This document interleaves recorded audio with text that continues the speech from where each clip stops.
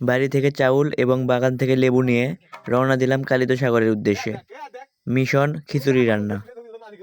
রাতের বেলা নির্জন পরিবেশে আমরা ছাড়া আশেপাশে আর কেউ ছিল না।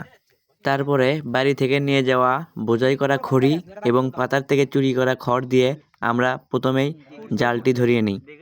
আমাদের খাবারের মেনুতে খিচুড়ির সাথে আলু ভর্তা করার প্ল্যান ছিল, তাই খিচুড়ির ভিতর আলু সিদ্ধ করার জন্য আলু দেওয়া হয়েছে। পরে সেগুলো আলু বাছাই করে বের করে নেওয়া হচ্ছে। আলু বাছাই করার পর হাঁসেলের ভিতর থেকে ছাই তুলে সেখানে শুকনো মরিচ পোড়ানো হচ্ছে আলু ভর্তা করার জন্য। মরিচ পোড়ানোর পরে সিদ্ধ করা আলু থেকে খোসা সরানো হচ্ছে এবং খোসা সরিয়ে আলু ভর্তা করা হচ্ছে। আলুগুলো একটু কম সিদ্ধ হওয়ার জন্য আলু ভর্তাটা একটু শক্ত শক্ত হয়েছিল। আর এদিকে আলু ভর্তা করার সময় ওইদিকে লেবু ও পেঁয়াজ কাটার কাজ চলছিল। ওগুলোর ফুটেজ নিতে পারিনি, দেখে দিতে পারলাম না।